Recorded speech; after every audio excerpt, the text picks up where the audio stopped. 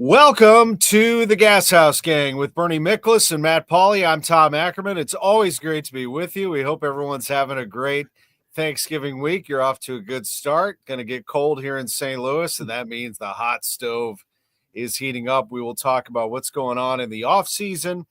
But before, and normally on these Mondays, I mean, we get after it when it comes to Cardinals, but the Blues are going to steal the headline here to start things off.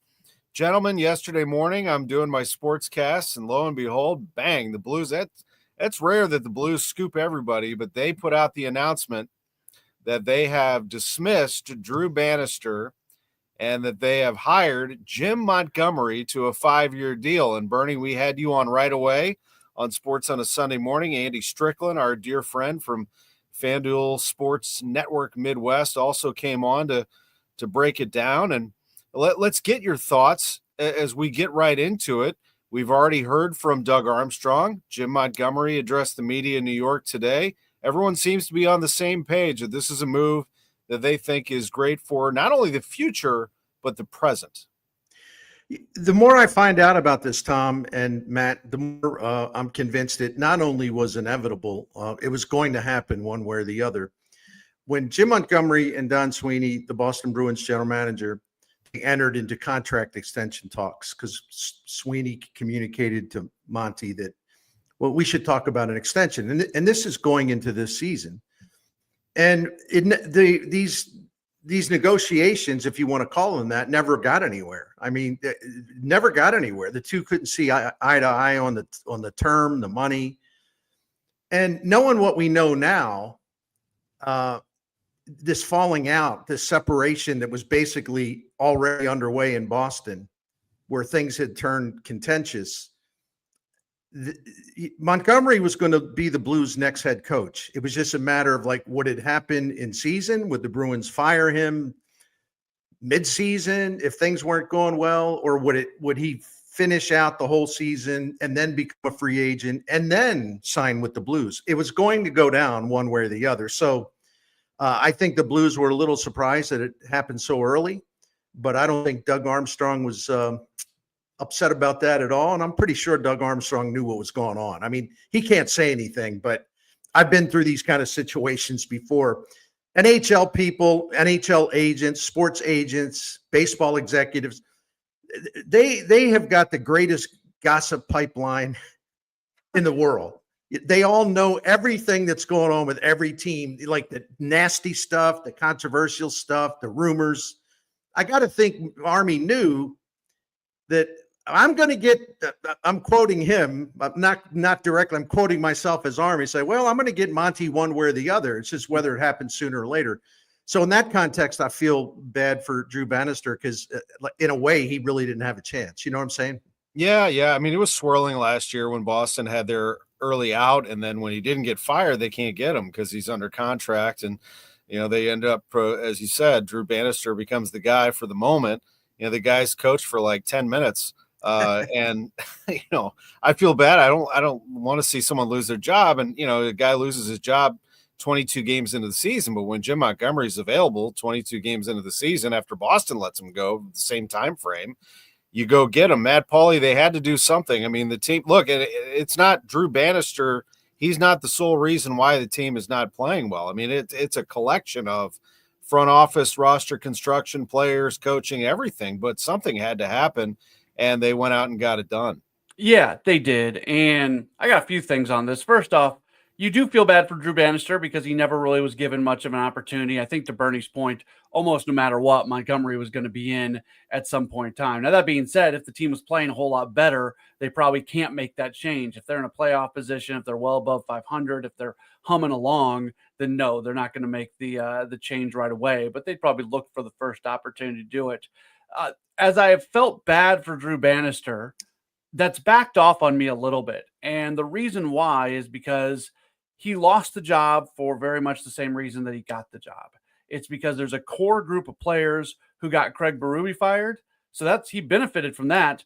That same core group of players have not performed well enough, and he lost the job because of it for the same reason. So, look, this sounds really mean, and I'm not trying to be mean, but Drew Bannister is an unproven he's a guy who's been mostly at the minor leagues in his career. I'm sure he is a perfectly good hockey coach, but you had the opportunity to go make yourself better with a legit guy. And I thought Doug Armstrong's comments were really interesting, where he went through, look, Montgomery's coached at the college level. He's coached at the junior level. He's coached at the NHL level. So as the Blues continue to evolve, Montgomery has shown the ability that, yeah, he can work with young guys, but he can also work with an older team that's ready to go. So they feel like he's the guy who can go along for the ride.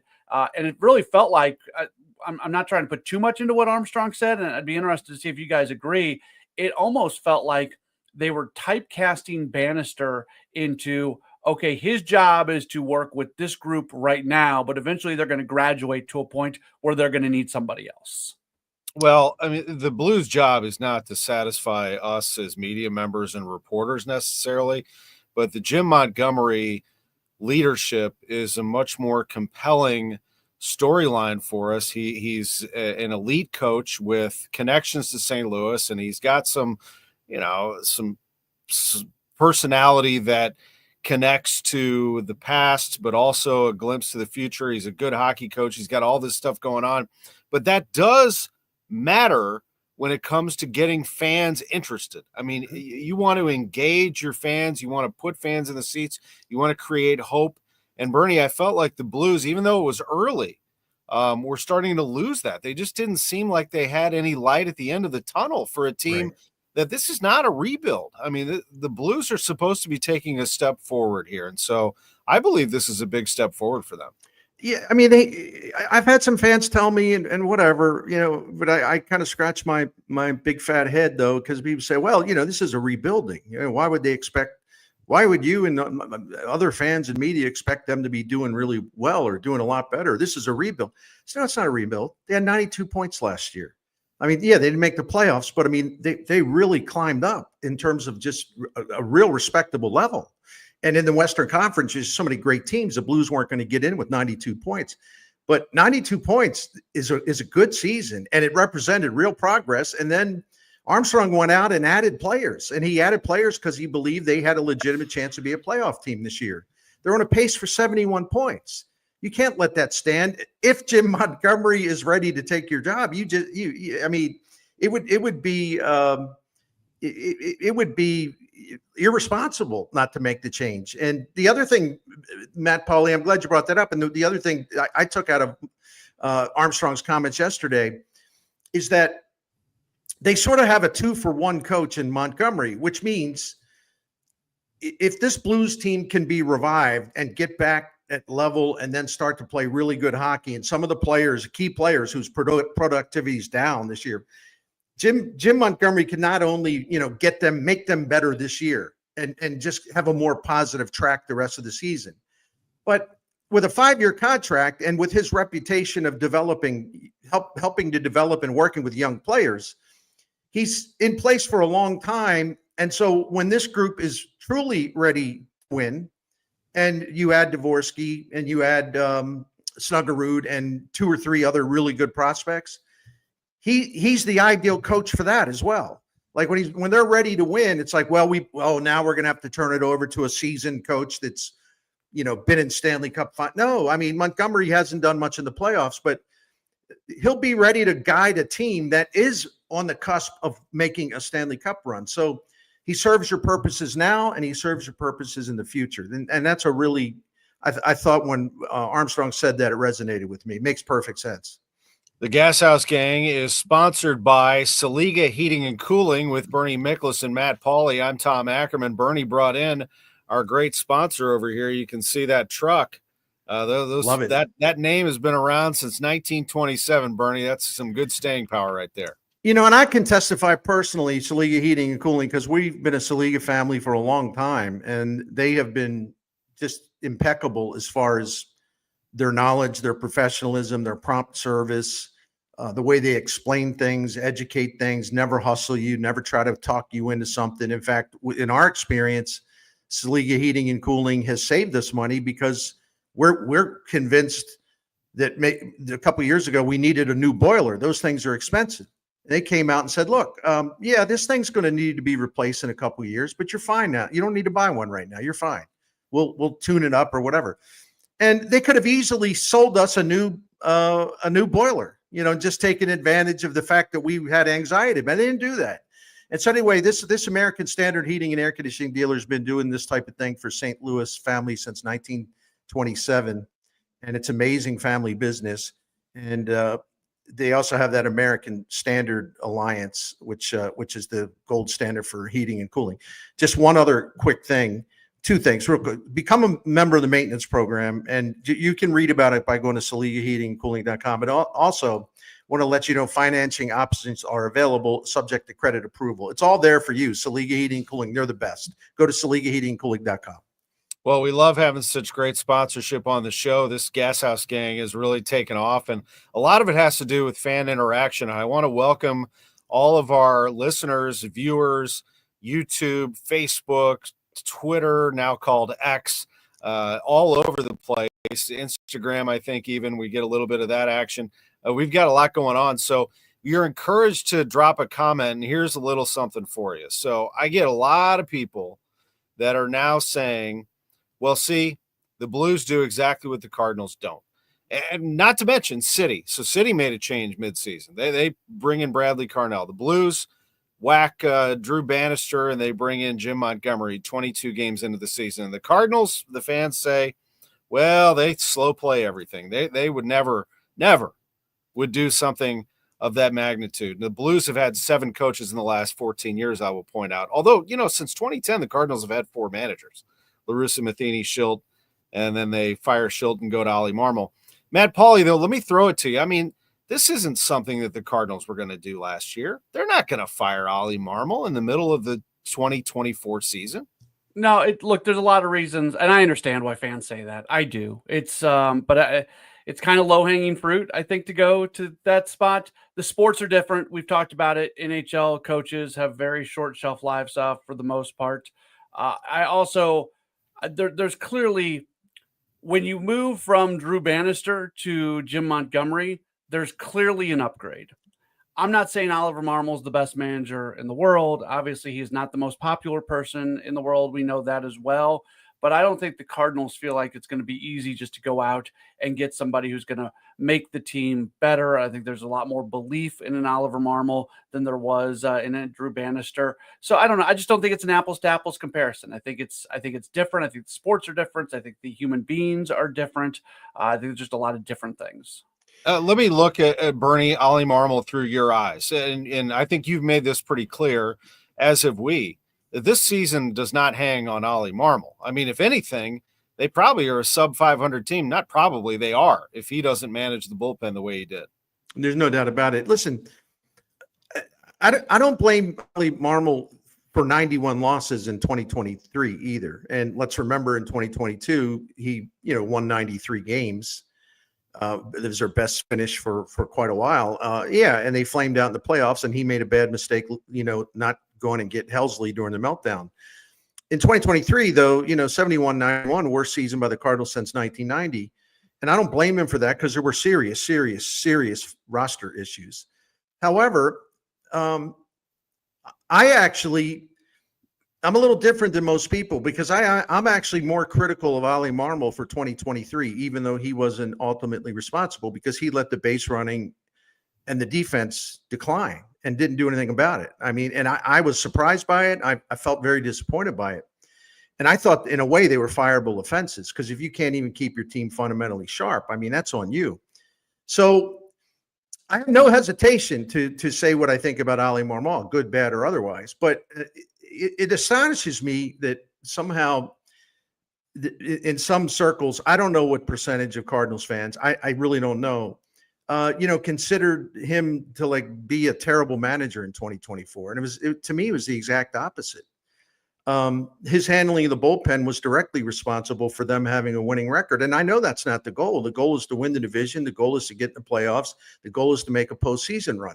That team wasn't equipped to do that. So why would you, hope, kind of throw that in the manager's face? Well, you didn't even get him in the playoffs. They should have been 10 games under 500, and they ended up 83-79. And I'm not sure what a manager's supposed to do when Goldschmidt and Arenado get old and their numbers go down, and you have, two guys you're counting on big time, Gorman and Walker, just fall off the face of the earth. I'm not sure what he was supposed to do that could have made them a lot better. And the one thing I hear all the time, see, you're getting the best of Bernie here as far as like me repeating the hits and playing the hits, is, and you know me, and you can't get anything past me, including a good cheesesteak. You're not going to get it past me anyway. But when I take every criticism they have of any manager or any team or any player, and I say, okay, well, I'm going to look into the criticism. I'm going to see if it's valid. And if it's valid, I'll say, yeah, you're right. But if it's not valid, I'm going to say, no, you're wrong. I hear over and over again, heard it three times this week. Well, I just get tired of him using all these lineups. I mean, he's a terrible manager. He can't settle on a lineup. Once again, I repeat, with all due respect, it's not Stan the Man and Edith Slaughter. It's not 1946, okay? Ali Marmol used 116 lineups last year. The other 29 teams averaged 131 lineups. So yet here, I hear in St. Louis, I hear all the time about like, this proves he was just inept as a manager. And the other thing, when you have so many key regulars who can't hit or their numbers are falling down, wouldn't you try to change the lineup? Are you going to start like keep them all in place to fail repeatedly? Maybe give them a better look or a better matchup or a platoon split advantage. What, he's supposed to stick with people that aren't hitting instead of like trying to just jostle that lineup a little bit? I mean, what kind of crazy logic is that? So yeah, I think there's some things about Marmol I had a problem with last year, but I think overall did a good job. I mean, I think did a fine job. I had more problems with him in 2023, to be frank with you. Does he have the clubhouse, Matt? I mean, it appears that he does from what I can tell when I'm over there. Now, is he a player's manager? Is he a front office friendly manager? Is he a coach's friendly manager? Is he, pretty strong in his beliefs? I think he's all of the above, actually. I think he checks a lot of boxes for me. I agree with you. I think he has his flaws. He's young. He's going to learn. He's not the best manager in Major League Baseball, but he is not somebody who I would say is failing at any of those things. No, he's tough. He'll tell you like it is. Like, I think he has very guys know where they stand with Marmol. And you know what? Professional athletes, for the most part, like that. You don't get to where you're at as a professional athlete unless you've had some really tough conversations on your road there and everything that you need to do. So he's more old school than he gets a lot of credit for. One of the things that fans, the moment of the last few years that fans probably criticize him the most as a reason they lost the clubhouse, and it's the exact opposite, was the Tyler O'Neill situation. And honestly, I don't love the idea of a guy kind of going to the media and throwing somebody under the bus, but I could tell you at the same time, he was speaking for players in the clubhouse when he did that. So the average fan out there might hear what we hear and kind of cringe when you hear a manager talking bad publicly about a player, because you really don't do that. But if you dig in on that a little bit, that was a message that was being sent on behalf of other players. He has not lost the clubhouse. Players like playing for him. They like the fact that they know where they stand with him at all times. I think there's been a handful of players in there that he has not had amazing relationships with. And maybe I think once it gets a little bit frosty, maybe it's hard to come back from that. But the vast majority, and that's just Bernie, if I say something really bad about you, like forever and ever and ever, you're gonna think back to that. Like, it might be a little bit frosty. That's just part of being a human being. That's one of the reasons why we don't have a good relationship now. Exactly. We don't like each other very much. But I mean, so I don't think I'm saying anything crazy when I say that. So no, he has not lost the clubhouse. And when fans say that, I push back on it very hard. He made a huge mistake with the Wilson Contreras absurdity early in 2023. That was a low point for him, maybe the low point. Mm-hmm. But if I can just say one more thing, the other thing, and the Tyler O'Neill thing is a great thing to bring up. And I've tried to explain this, and then people turn on me and say, "Oh, you're just indicting the manager because it's his job to lead in the clubhouse." I made the point that every manager who was worth a damn that I ever covered had empowered players to basically enforce the clubhouse. Like, the manager it's not good for a manager all season long, for example, to be in a player or two or three's face all the time. The players, the so-called leaders in the clubhouse, have to take it upon themselves to intervene and to say, listen, this is not how we do things here. So, we notice this and it's not good enough and you're going to have to do better. So when I said that, it's like people say, well, that's the most ridiculous thing I've ever heard. The manager's the leader of the team. And I said, well, next time you're at one of these forums where Tony La Russa is in town, ask him about that. Because one of TLR's greatest attributes as a manager is he empowered the players, because he wanted the players to basically hold each other account, because it's more effective than a manager getting in their face all the time. When someone that you're sitting in that clubhouse with day after day, you're on the field day after day after day, and you're working through the injuries, and you're going through slumps together, you're going through good times. It means more when a player gets to another player before a manager should even have anything to do with it. And that was a huge belief of Tony La Russa, and I saw it work over and over and over again. The other thing is I get tired of, I will stick up for Marmol, is this idea that he's a puppet. He's not a puppet. There's two things. If he's a puppet, then he's just going to follow whatever Mozeliak wants. He's got no spine. That's what they're saying.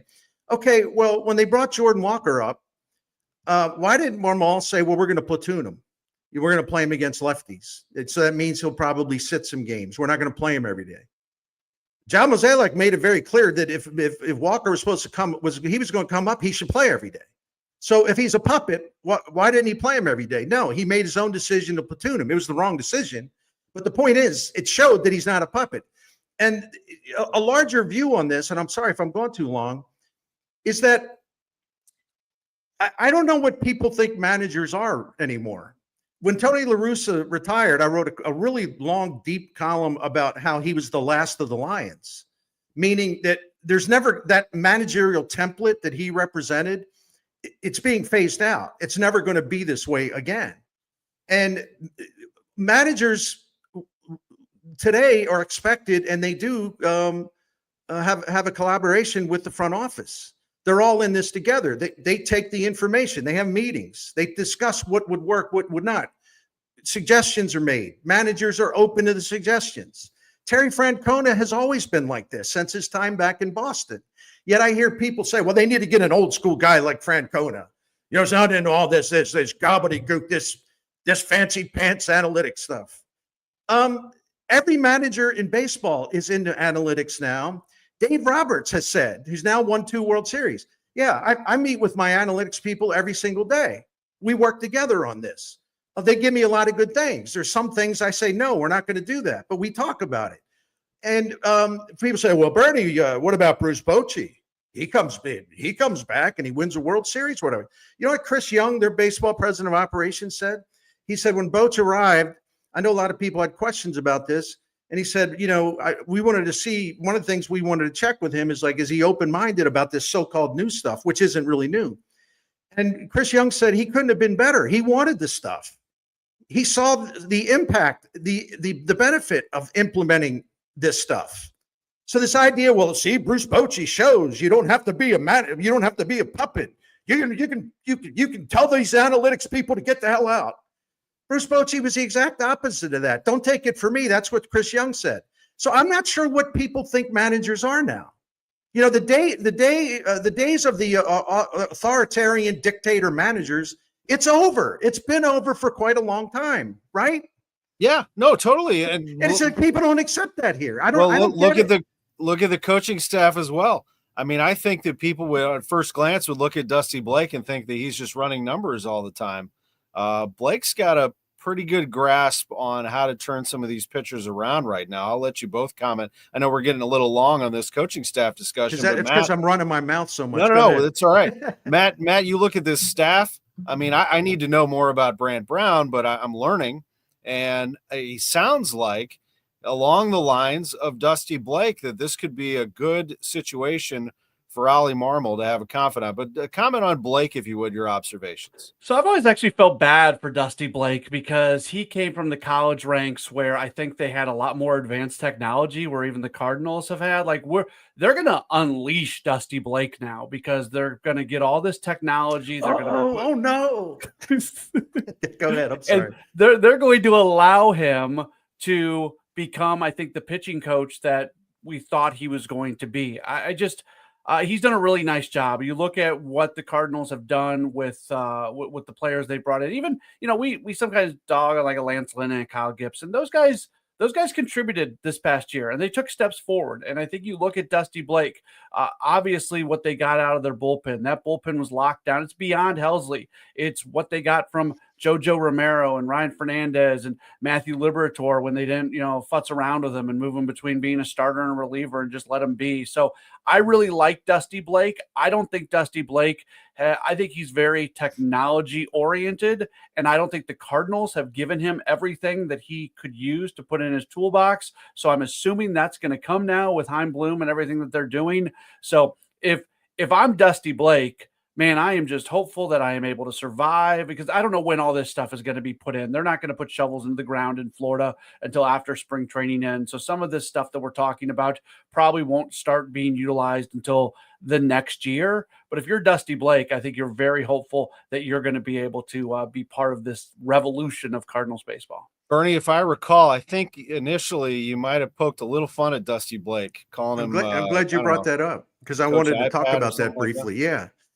Listen, when I was doing a radio show at KFNS, I would just say, I don't know what's going on in that dugout. Every time that the TV cameras pan into the dugout and he's looking at an iPad, I mean, it's just like he's never without an iPad. He's like constantly. So I nicknamed him Coach iPad, and I even said I was being a total smart aleck. I was just being a jerk basically, and said, like, I don't even know what his name is. I just call him Coach iPad, and the more that I learned, right, the more I realized, dude, you're really stupid. There's actually a lot to this guy. You were just sort of playing it off as a cheap joke.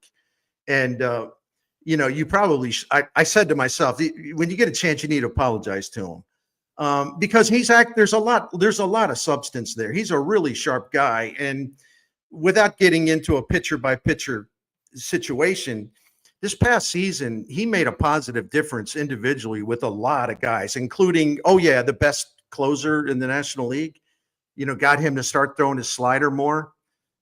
He made positive changes with Andre Palante. He encouraged, they made changes with Lance Lynn's, pitching arsenal, and his ERA was under 4. They got Kyle Gibson to throw the sweeper more often. I mean, he made substantive changes. So I can still call him Coach iPad, but I won't be doing it out of disdain or ridicule.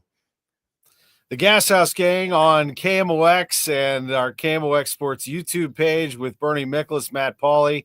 I'm Tom Ackerman. We're sponsored by Saliga Heating and Cooling. Bernie will be telling us about that in a little bit. But I wanted to kind of stir up the hot stove a little bit. Matt, what are we hearing in terms of any sort of trade speculation right now with the team? I know that Nolan Arenado, they're fielding phone calls. Well, not just Arenado, but I'm certain they're getting calls on Helsley and trying to sort out what's what, and others. What are you hearing? What do you think is going to happen? Yeah, a couple things. Heard that there is some interest in Nolan Arenado. This is me talking, not the reports talking. I think there's going to have to be some dominoes that are going to fall. There's going to be teams that are interested in Bregman. There's, the Bohm thing is out there. There might be some teams that want to go get him. So there's some other things happening at third base around baseball that I would probably result in teams pumping the brakes on going after Arenado. But the general thing we're hearing right now is that there is interest. And man, if you put him in the right ballpark on a contending team where you've got a lineup with good depth, so he's your 6 hitter or he's your 7 hitter, and you're going to get really good defense at third base, there's value there. It's not so much value that you're going to pick up the entire contract or anything like that, but there's value for us to sit. There's some out there that just think they're not going to get a deal done because people aren't going to want them. Once some of these other third base things, he's not the top available third baseman out there. So teams that are looking for that will try to get that. Once that's played out, I think there's going to be good interest for Arenado. Yeah, and what do you think, Bernie? My friend, he's all of our friend, Bob Nightingale, USA Today, mentioned, that the Red Sox are taking a look at Arenado, and other people have reported that as well, including people on the ground in Boston. But the Red Sox aren't desperate, and there's other people that have been tying the Yankees to Arenado as having a potential interest. The problem with the Cardinals, let's just say let's just say for the purpose of conversation that the Yankees and the Red Sox are interested. Okay. The problem is that you've got Bregman as the third baseman, and he's a free agent. You also have Willie Adames, who's a heck of a player for the Brewers, and he's a shortstop, or he's been a shortstop, but he can play third base, and he's got the range and the arm to do it. So they could sign either one of those big boys could sign him as a free agent. And there's some other guys floating around too. So they may have an interest in him, but the Cardinals are really probably, I would think, really going to have to play ball, and make some concessions financially or whatever. But I do think there's interest. I think a lot of people are kicking the tires. And with Helsley, I'm not sure exactly. And I don't know Aki, if you've heard anything or Matt Pauley's heard anything. I did see one note related to this. Nightingale and others are saying now that the Brewers are probably going to hold on to Devin Williams and then flip him at the deadline. So if Devin Williams is off the market this offseason, you would think that would lead to more interest or intensified interest in Ryan Helsley as a free agent, or not as a free agent, in a trade. I believe that the Cardinals are in a situation here where they would be absolutely taking phone calls and are on Ryan Helsley, but they're not just going to give him away. I mean, they're going to get the best haul that they possibly can because the value is right now extremely high. It's the highest probably that it's ever going to be. I mean, he had 49, saves. I mean, the guy had an unbelievable year. A guy got Cy Young votes. And he's still very affordable. He's going to make some big money eventually, but you do always have the risk of injury with a pitcher, and who knows what lies ahead. So they're in an interesting situation there, but I do think that he probably gets moved for the right price, and they'll let teams kind of outbid themselves and eventually get what they need. But, you could end up with still a good closer situation. I mean, we've ironed that out already with Ryan Fernandez, Matthew Liberatore. But, you lose a big star, the guy who makes the big entrance coming in the ninth inning. And, not that he's the one who's selling extra tickets, but it just brings to mind something I wanted to bring up, not just with the Cardinals, but with the Blues. Heck, you could throw City in there too. I mean, they've got a pretty big name goalkeeper, I guess, in Roman Berkey, who might sell a few tickets. The Blues have one, Jordan Bennington. But where are the stars in town? I just, I growing up in this town, St. Louis is so near and dear to our hearts. And I know you go out to watch the brands, but the fans go out to watch the greatest in the world do their thing. And I'm just curious, Bernie, I'll bounce it back to you here. I mean, take an honest look here let's look at just those three franchises. Well, we can leave City out of this for now. They're still, I believe, in that the third season's here, but their biggest star is the stadium. I mean, the stadium's amazing. It's a great experience. Eventually, they're going to have to, really ramp it up there. But with the Cardinals and Blues, I don't know who they are. I mean, Mason Wynn is the sellable star right now, but he's only played 1 year. Somehow and this is the whole point, I guess, is they're trying to redevelop this system so that they can grow the next Pujols, Molina, the stars who rise up through the organization. It's got to happen if you're going to succeed. You make such a great point on this, and I was just giving it some thought. And there was a time, and I'm not insisting, or I'm not trying to make the case that all these stars were in St. Louis at the same time, but a lot of them were in St. Louis at the same time. But if you look back on it, there was a time in our town where you look out, you go to Busch Stadium, you watch TV, you see Albert Pujols every day. You see Molina, you see Chris Carpenter, you see Adam Wainwright, you see Jimmy Edmonds, you see Scott Rowland. And that's just a partial listing, Matt Holliday. And then you look at in 1999, the greatest show on turf, and they had a 3-year run that was unbelievable, 99 through 2001. You got Warner, you got Falk, you have Bruce, you got Holt, you have Pace. The Blues had, for the longest time, Brett Hull. And even in those early aughts teams, like the 2001 team got to the Western Conference Final, the Blues had a lot of stars. They weren't as big as Hall. He was gone by then. They weren't quite at the Hall's level, but they had a lot of appealing players that the fans really got into. And the star power, you're so right. It's such a great topic. The star power has really diminished in St. Louis sports, the professional side. It really has. And college is different, so we don't even include that. But Yeah, and you know, if I left some names out, you can fill them in. But isn't it amazing if you look back and think of what we had, like on a daily basis, year round? You know, just this cavalcade of stars. It was unbelievable. Yeah, I'm not sure how that happened, Matt. I mean, how do you see it? Yeah, I mean, you think about what the Sporting News cover that had Warner and Poole as Edmonds, Poole. I'm just that the iconic cover. That I mean, just that time that you're talking about, which was so amazing, and for being, I was in high school or a little bit younger. That was just that's how you thought it was, and I think you guys are right when, from the Cardinals standpoint, Mason Wynn is the most marketable player on the team, and it has a lot to do with not just his performance, but he has style and flair to the way he plays the game. He's a lot of fun to watch. Beyond that, there's not a lot like that. From the Blues, you want it to be Jordan Kyrou. You absolutely want it to be. You want Kyrou to be a guy who can go be a 40-plus goal scorer. And at one point, it looked like he was on that track. Seemingly, he can't get out of his way. I don't think goaltenders sell tickets too much. So with all due respect to Jordan Binnington, people don't come out to watch him stop pucks. People want to come out and watch guys score goals. And those are the type of players that do sell tickets. So yeah, there's an issue here. And if you're the Cardinals, you are, think about times, whether it was a Chris Carpenter or an Adam Wainwright, there's times where, man, if it was his day to start, people were buying tickets just to go to the game to see that starter pitch. And the Cardinals don't have that. Now, could Tink Hintz turn into that? Could Quinn Matthews turn into that at some point in time? Like, with all due respect to Sonny Gray, and I like Sonny Gray a lot, nobody is sitting on their couch at 3 o'clock in the afternoon saying, oh, we got to get to Busch Stadium tonight because we have to see Sonny Gray pitch. That happened when Carpenter was pitching. That happened in Wainwright's prime. So, no, these teams do have an issue, and it impacts the box office because if families and individuals are not having those decisions or having those conversations, there's tickets that are not being sold.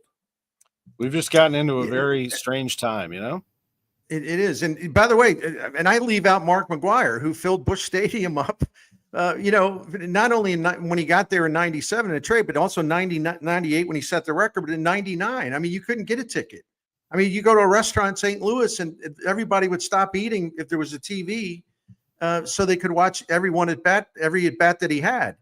It's a little different now with the Cardinals lineup, to say the least. The other thing, too, like the Blues, and I'm glad you mentioned it because I was fumbling that. But, at the time that I talked about all these great Cardinals and all these future Hall of Fame NFL players playing for the St. Louis Rams, winning a Super Bowl, winning 2 NFC championships, the Blues had Pronger, McInnes, Dimitra, Pierre Turgeon, who's an NHL Hall of Famer, but Pronger and McInnes just right there. I mean, that's about as good as it gets. And there were other stars too. I mean, don't get me wrong, but I mean, stars were everywhere. And by the way, I have a framed Sporting News cover that's blown up with those 3 guys and autographed by all 3 of those guys. That's a good awesome collector's item, huh? Yeah. It's a nice item. Awesome. Anyway, before we go, good stuff. Good topic, Tommy. Good topic. I appreciate it. Something maybe Matt Pauly will continue on tonight on Sports Open Line. Gashouse Gang on KMOX, presented by Saliga Heating and Cooling. Bernie, tell us about this great company one more time as we celebrate our sponsor. Dan Saliga is a 4th-generation owner-operator of this family business. It's been they're closing in on 100 years of serving St. Louis families. And the continuously owned Saliga family is just doing a great job. They continue to do a great job. And of course, they're aligned with they're an independent dealer, but they're aligned with the American Standard Heating and Air Conditioning Equipment, which is the gold standard. But they do some other things, and I don't talk about that enough. Saliga Heating and Cooling, along with American Standard, they have extra services that aren't exactly, heating and cooling. Like, for example, humidifiers, duct cleaning, things of that nature. And they can handle anything you want. If you get into that maintenance program, they come out. It's called the Priority Club. They come out before the weather really gets cold to make sure your heating's functioning right. There's no problems, no surprises. And then they do it in the summer before the hot stuff really sinks in and make sure your AC's working okay. So you can, there's financing options available, subject to credit approval. You can go to the site to see that. And free quotes, all you got to do is call them or get in touch with them through email, and you can get all the information you need. It's Saliga Heating and Cooling, and that's the website. The phone number's on there, SaligaHeatingandCooling.com, SaligaHeatingandCooling.com. Thanks. That's the sponsor of the Gashouse Gang, Bernie Miklasz, Tom Ackerman, Matt Pauley. Bernie is a must follow on YouTube at The Bernie Show. His subscriber count is climbing. I believe you just posted a video yesterday on the Blues coaching change. Am I right about that?